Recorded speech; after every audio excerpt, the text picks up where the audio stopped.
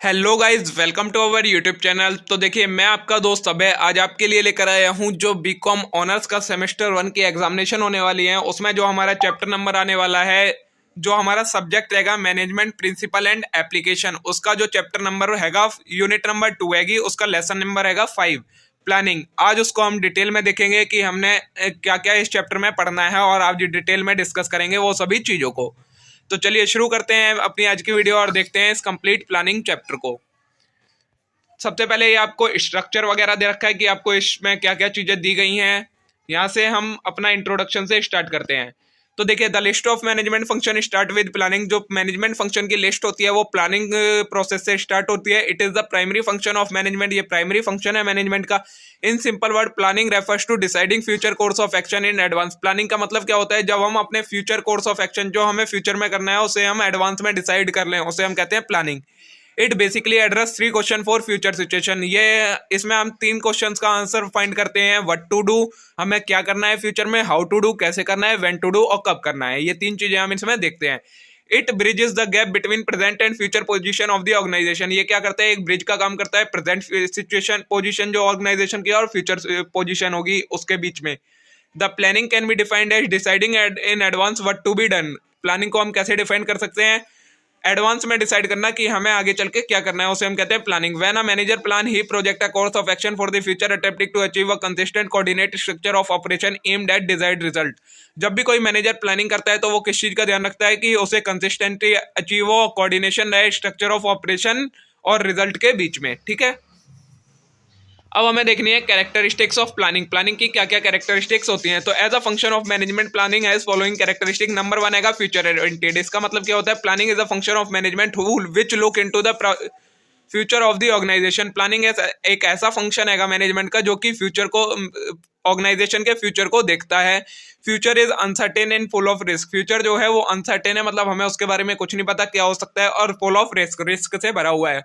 Planning forecast the future situation and based on premises decide upon the course of action to be taken. Planning में क्या होता है? हम forecast कर लेते हैं कि फ्यूचर में क्या सिचुएशन हो सकती है और उसके बेसिस पर हम कोर्स ऑफ एक्शन बना लेते हैं कि हमें ऐसे ऐसे करके काम चलना है। सेकंड पॉइंट है इंटेलेक्चुअल एक्टिविटी। तो प्लानिंग एक इंटेलेक्चुअल एक्टिविटी है। इसका मतलब क्या है? Planning involve predicting the future and deciding the future course of action in advance. Planning में हम क्या करते हैं? अपनी इंटेलेक्चुअल मतलब माइंड का यूज करके एक फ्यूचर के में क्या होने वाला है ये प्रिडिक्ट कर लेते हैं और उसके अकॉर्डिंग अपना कोर्स ऑफ एक्शन डिसाइड कर लेते हैं एडवांस में। In order to do that a manager need to be far sighted and rational. इसके लिए एक मैनेजर कैसा होना चाहिए? जो दूर का देख सके और रेशनल हो। The success of planning depend upon how accurately the prediction has been made related to future. Planning की सक्सेस किस चीज पर डिपेंड होती है? कि जो उसकी प्रिडिक्शंस की गई हैं वो कितनी अच्छे तरीके से की गई हैं। N experienced manager with critical thinking ability can only make planning successful. एक ऐसा मैनेजर जिसकी क्रिटिकल थिंकिंग एबिलिटी बहुत ज्यादा अच्छी है वही प्लानिंग को सक्सेसफुल बना सकता है। थर्ड है setting up of goals and objective. अब ये क्या है? तो देखिए, main element of planning activity are goals and objective of the organization. Main element जो होता है प्लानिंग में, हम क्या सोचकर प्लानिंग करते हैं कि हमारा ऑर्गेनाइजेशन का गोल क्या है, उसका ऑब्जेक्टिव क्या है। These are the end result that an organization aspire to achieve. यही एंड रिजल्ट होते हैं जिन्हें एक ऑर्गेनाइजेशन आगे चलकर अचीव करना चाहती है। Planning is a positive activity as it assume that the organization to be a going concern and prepare its growth and propensity and hence all the goals are and objective are directed toward that। Planning एक positive activity होती है। Positive activity क्यों होती है? क्योंकि हम ये assume करके चलते हैं कि प्लानिंग गोइंग कंसर्न मतलब काफी लंबे समय तक चलती रहेगी और उसी के अकॉर्डिंग हम अपने प्लान्स को बनाते हैं। फोर्थ है based on data and information. इसका मतलब क्या है? तो research and analysis are at the heart of planning function. Planning require data and sufficient amount of information to be lay down on accurate course of action for organization. इसमें क्या होता है? ये जो हम प्लानिंग करते हैं वो काफी सारी रिसर्च और एनालिसिस करके करते हैं। यही हर्ट होते हैं प्लानिंग फंक्शन के, मतलब इन्हीं के बेसिस पर हम सारी प्लानिंग करते हैं। फिर नेक्स्ट पॉइंट है परवेदिव। परवेदिव का मतलब क्या है? Planning is an activity which is done at all level of management and in all department of organization. Planning एक ऐसी एक्टिविटी है जो सभी लेवल्स पर की जाती है, सभी डिपार्टमेंट में की जाती है एक ऑर्गेनाइजेशन के। Although most of the time this activity of planning is associated with top level of management of the organization. ज्यादातर क्या होता है जो ये प्लानिंग करता है ये कौन सा लेवल करता है? टॉप लेवल करता है मैनेजमेंट का। But top management lays down only the broad goals of organization where is manager at all level make plans for their respective department. But जो टॉप लेवल होता है वो पूरी ऑर्गेनाइजेशन के लिए एक ब्रॉड गोल स्टेबलाइज कर देता है। बट जो मैनेजर्स होते हैं सभी डिपार्टमेंट के, वो अपने अपने डिपार्टमेंट के लिए अलग प्लान्स बनाते हैं। नेक्स्ट हैगा कंटिन्यूअस। तो कंटिन्यूअस का मतलब हैगा planning is never ending activity. Planning एक ऐसी एक्टिविटी है जो कभी खत्म नहीं होती। Planning are laid down for different time period, long term and short term. Planning को हम दो तरीकों से बांटते हैं, एक हम लॉन्ग टर्म प्लानिंग करते हैं, एक हम शॉर्ट टर्म प्लानिंग करते हैं। Apart from that plans are made on everyday basis as soon as one is achieved. और हम डेली बेसिस पर भी प्लान बनाते हैं कि आज हमें ये करना है, जब एक चीज अचीव हो जाती है फिर हम दूसरा प्लान बनाते हैं कि अब हमें ये करना है। The plans for next cycle are set, therefore planning is never ending activity. इसलिए प्लानिंग को हम नेवर एंडिंग एक्टिविटी भी कहते हैं। फिर आएगा प्राइमरी फंक्शन। अब इसका मतलब क्या है? Planning is the first function of management. Planning he first function है मैनेजमेंट का। It lays down the basis for all other function of management. ये बाकी सभी फंक्शंस के लिए बेस क्रिएट करता है। The other function of management are performed keeping in mind the objective and goal set up under planning. जो other function है वो हम किस को देखकर बनाते हैं कि प्लानिंग के अंदर जो जो गोल्स एंड ऑब्जेक्टिव सेटअप किए गए हैं उनके अकॉर्डिंग आगे के फंक्शंस हम तैयार करते हैं। तो देखिए गाइस, ये हमारी कैरेक्टरिस्टिक्स हो गई। ये हमारे जितने भी पॉइंट थे कैरेक्टरिस्टिक्स के उन्हें हमने डिटेल में डिस्कस कर लिया है। अब आगे चलते हैं हम। अब देखिए हमारे पास आएगा process of planning. Process of planning में क्या है? हमें प्लानिंग का प्रोसेस देखना है कि कहाँ से ये स्टार्ट होता है और कहाँ जाकर ये खत्म होता है। तो देखिए स्टेप नंबर 1 आता है हमारा setting up of objective. The very first step in planning is to set objective and goals for organization. First step क्या होता है प्लानिंग में? हमें सबसे पहले ऑर्गेनाइजेशन का गोल सेट करना होता है कि हमें क्या अचीव करना है। These are statement defining the end result of an organization want to be achieved। ये end result होते हैं जो कि एक ऑर्गेनाइजेशन अचीव करने वाली है आगे चलकर। The objective are set up for different time period, short term and long term. हम दो टाइप के ऑब्जेक्टिव सेट करते हैं, एक शॉर्ट टर्म ऑब्जेक्टिव, एक long term objectives. Set for और level of management and for every department. और हर लेवल के लिए सेट करते हैं और हर डिपार्टमेंट के लिए सेट करते हैं।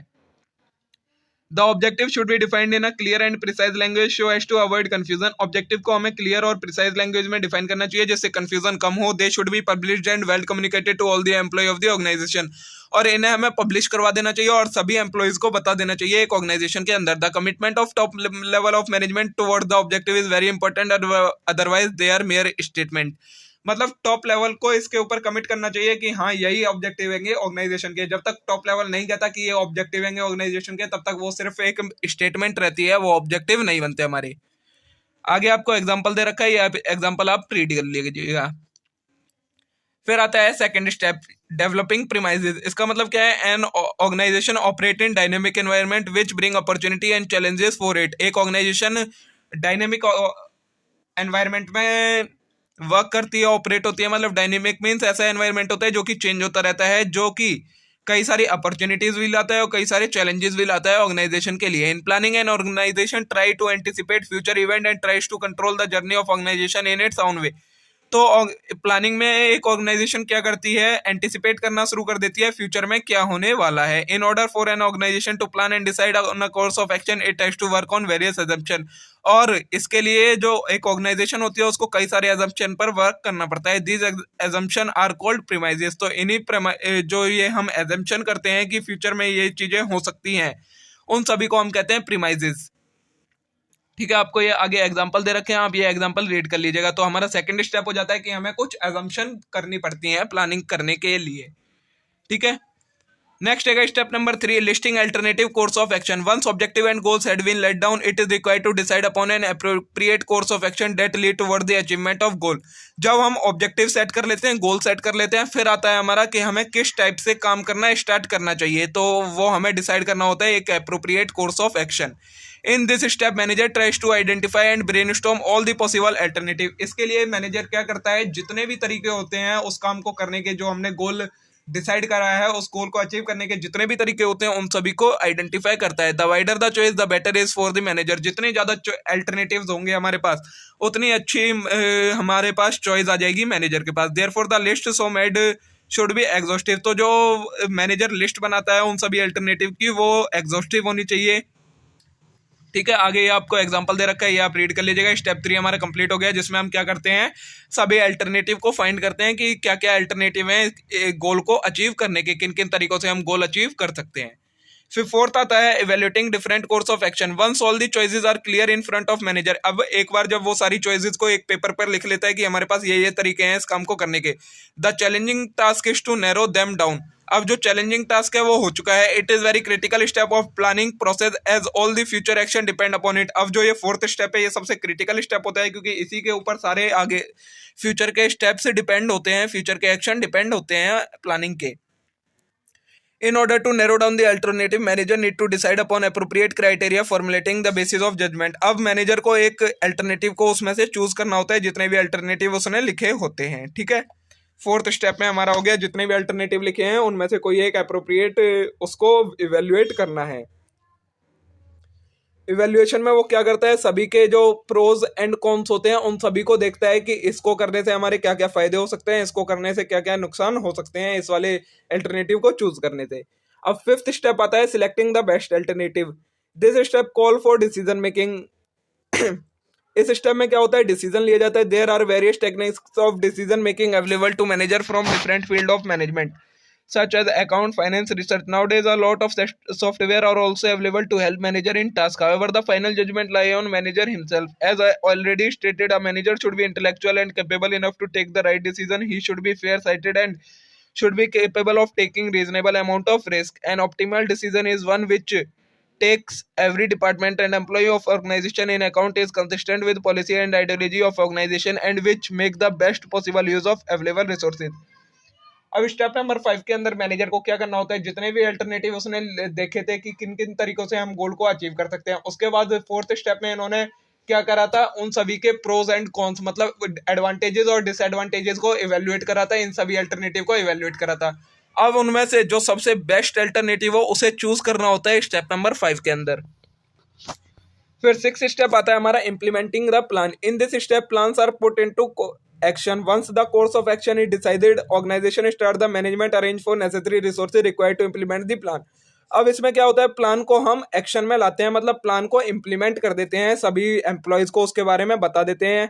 अब जब एक बार प्लान डिसाइड हो जाता है कि हमें किस तरीके से प्लान करना है, तो उसके लिए जो जो रिसोर्सेज की जरूरत होती है उन सभी रिसोर्सेज को हम एक्वायर करते हैं, अरेंज करते हैं, जिससे काम स्टार्ट किया जा सके, ठीक है।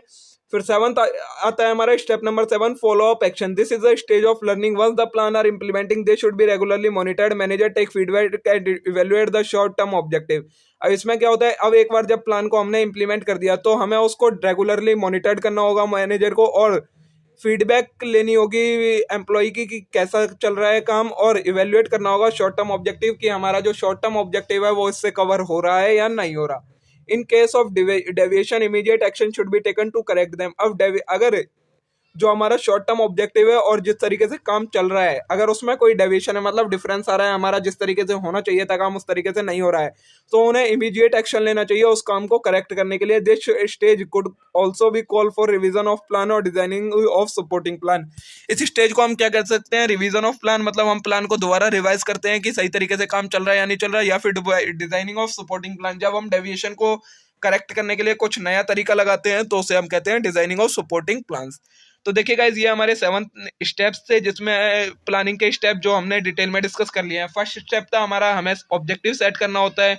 ऑब्जेक्टिव सेट करने के बाद सेकंड स्टेप था डेवलपिंग प्रेमाइसेस, मतलब कुछ एजम्पशंस करनी होती है। एजम्पशंस करने के बाद थर्ड स्टेप में हमें सभी अल्टरनेटिव को लिखना होता है जिस तरीके से हम अपने प्लान को फुलफिल कर गोल को अचीव कर सकें। फिर फोर्थ स्टेप आता है उन सभी जो हमने अल्टरनेटिव लिखे हैं उनके एडवांटेजेस और डिसएडवांटेजेस को इवेल्युएट करना होता है। फिर फोर्थ स्टेप के बाद हमें फिफ्थ स्टेप में बेस्ट अल्टरनेटिव उन सभी में से चूज करना होता है। सिक्स्थ में हमें उस अल्टरनेटिव को प्लान को इम्प्लीमेंट करना होता है, और सेवंथ स्टेप में उस प्लान को मॉनिटर करना होता है। ये 7 स्टेप हैं प्लानिंग प्रोसेस के।